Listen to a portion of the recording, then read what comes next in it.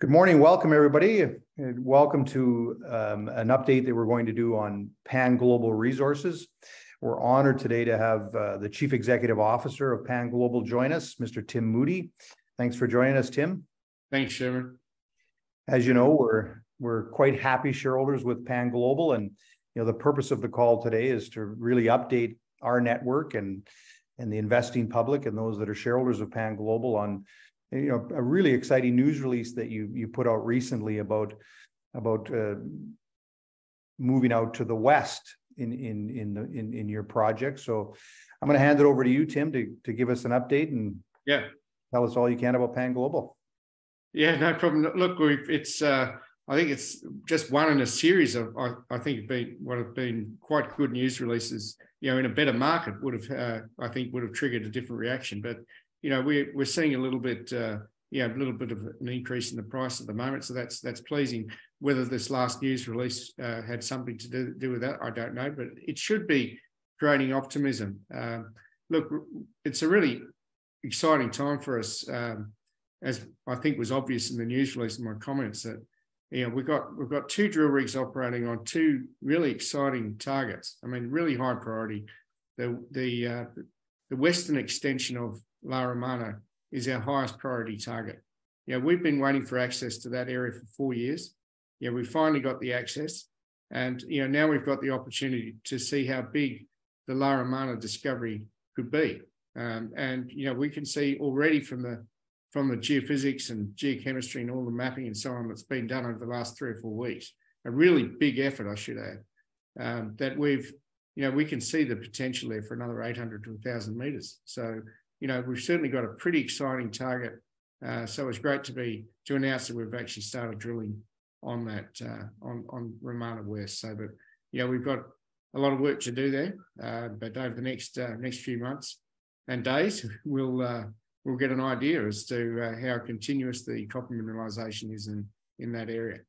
But, in parallel, we've got this other drill rig turning on the Cañada Honda target, and that was the previous news release. That's a really exciting new target. We announced the results of 2 holes, which is a little bit different. It's copper and gold, and the copper and gold were increasing down dip. We were testing a geophysics feature there, so we very quickly planned 3 follow-up holes.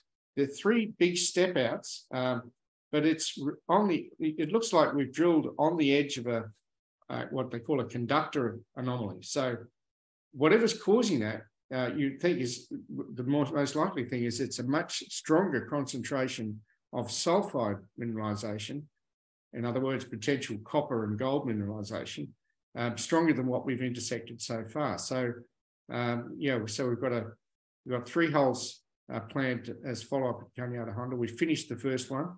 The samples are in the lab now, and we're well into the second hole. So we haven't reached the target yet, but and then we've got 1 more hole after that, and fingers crossed. So it's pretty exciting. We could be on to another discovery here.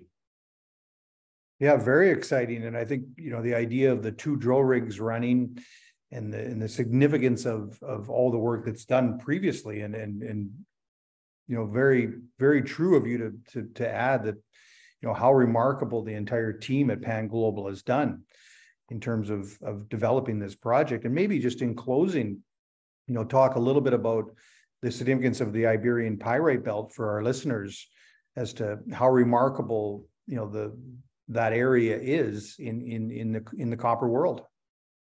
Yeah, well, look, it's as far in the world of volcanogenic massive sulfide deposits, or what people typically call VMS deposits, this is the place to be. There is no other VMS province like this anywhere on the planet. It has more of these what they call supergiant VMS deposits, these very large, plus 100 million ton ore bodies.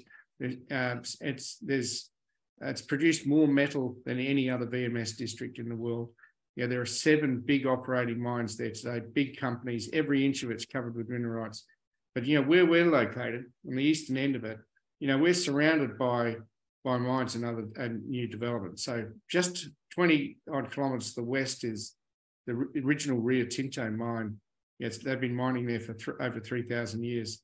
And yeah, that's the world's biggest VMS deposit within 20, 25 kilometres of our project. And then to the east, one of the world's highest grade open pit copper mines at Las Cruces. Phenomenal ore body. That's now looking to go underground. They finished the open pit. So that's if you like, a new mine development in some respects as they go underground. Right next door to us, Grupo Mexico, looking to restart the old Los Frailes mine and go underground there. So the expectation, or at least we're anticipating, they could commence construction on that mine development this year. So that'll bring more infrastructure into the area. But this is a phenomenally well-endowed area. It's producing copper, lead, zinc, silver, gold, and has historically produced tin as well. The Neves-Corvo, what is Europe's largest tin mine. So, this is perhaps Europe's most important copper and multi-metal mining district. It really is important and an important area, and we're right in a good location here, surrounded by these other mines. Yeah, all very, very good points. And I think in summary, from our point of view as well, I mean, you can kind of take it, the periodic table, and for investors, it's going to be really important to own most of these metals. When we look at electrification and we look at just expansion in the world in general, and clearly copper is one of those key commodities that investors should own. And now they can you can own it by owning shares in Pan Global. So, thank you so much, Tim. I've been with Tim Moody. He's the Chief Executive Officer of Pan Global, a very exciting copper discovery, and things are only going to get better with all the activity that you've got in play.